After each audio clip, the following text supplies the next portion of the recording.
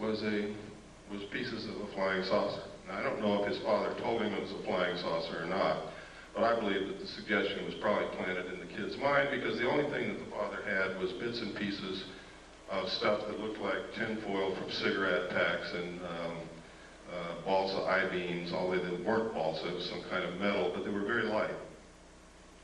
Next slide.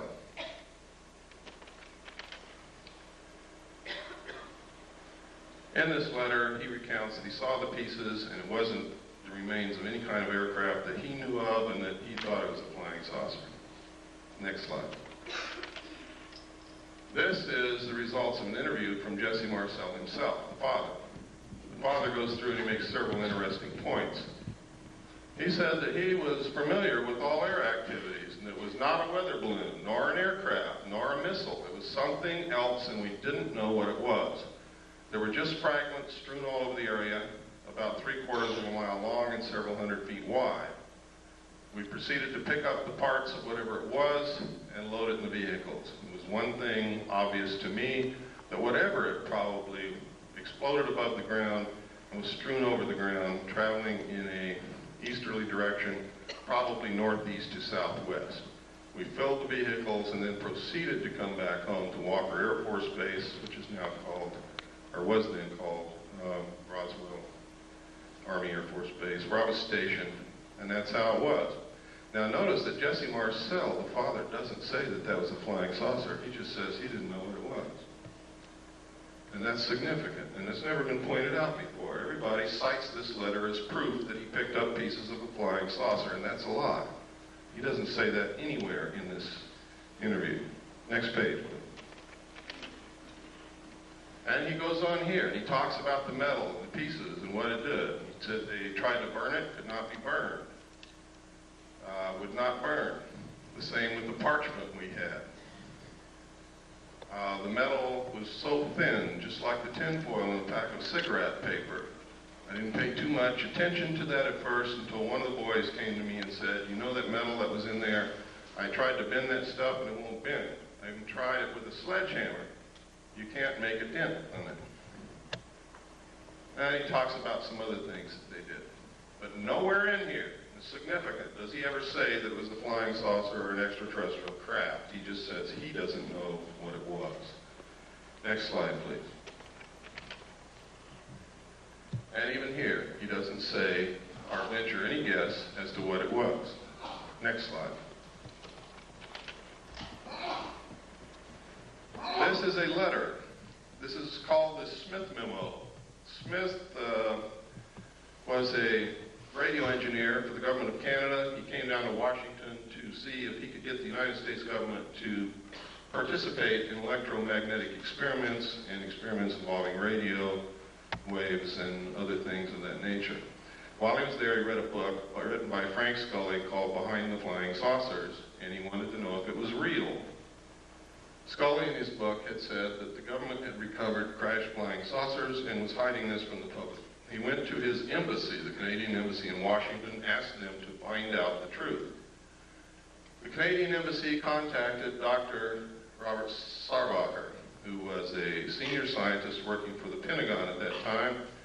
And if you'll give me the next slide, this is what Dr. Sarbacher told the Canadian Embassy, and they relayed it to Wilbur Smith.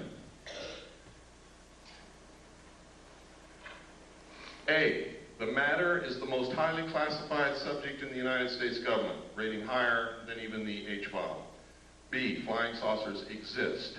C, their modus operandi is unknown, but concentrated effort is being made by a small group headed by Dr. Vannevar Bush. D, the entire matter is considered by the United States authorities to be of tremendous significance. Again, no mention of extraterrestrial or alien beings. And as you're going to see later, yes, flying saucers did exist. Next slide, please. This is the rest of the Smith Memo. It's important that you see the signature and the official stamps and the classifications that were on this thing. It is now declassified. Next slide. At the same time that the government was denying that they were interested in flying saucers or that flying saucers were real or that they were investigating or anything, this poster was on the bulletin boards of Air Force bases everywhere. I remember seeing this for many years on bulletin boards where my father worked. And it says, the first thing up there, UFOs, serious business, and outlines the fact that every base must have an officer designated to specifically investigate UFOs and report the evidence. And down here, it tells him what he has to have. And one of the things is a Geiger counter, a magnifying glass. I don't know what he's going to do with that. And have a source for containers in which to store samples. Camera, binoculars, and other things. Next slide, please. This is a news release. At the same time that poster was on the bulletin boards at Air Force bases, the Air Force was issuing news releases saying that we're not investigating flying saucers, there are no such thing, what you're seeing is weather balloons, and we don't even want to know about it. Next slide. And next, that's the last of it. One of the things they did though, that last one, I should have held it there, but that's okay. They said that, it's possible it could be a foreign country experimenting with some weird aircraft flying over our airspace, but of course they couldn't possibly be doing that. Next. At the same time, this poster was also on military bases, and one was the winner of Poster of the Month. Next slide.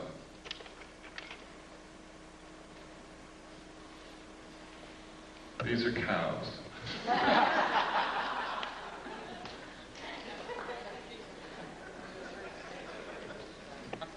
But I wanted to show you what they look like in case some of you haven't been out of the city in a while.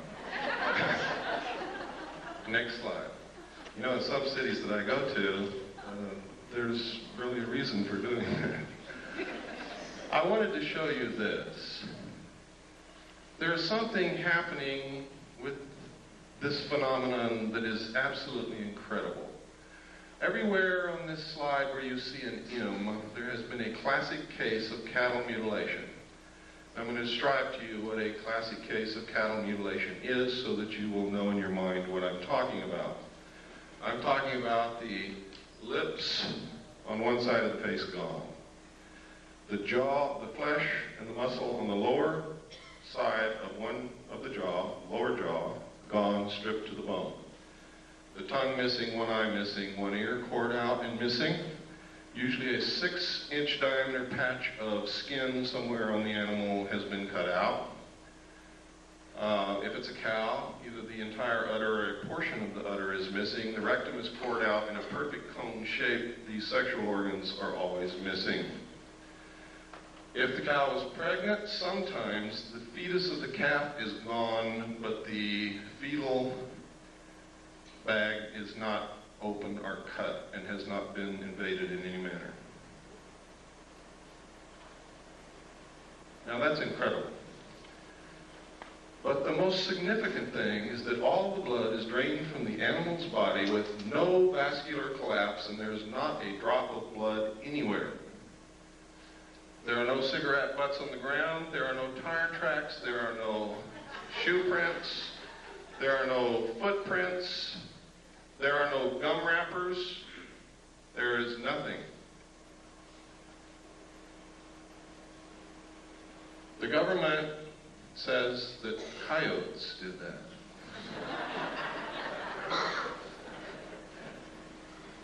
Now, I'm not going to pretend that I know who or what it was, but I do know one thing, it wasn't coyotes.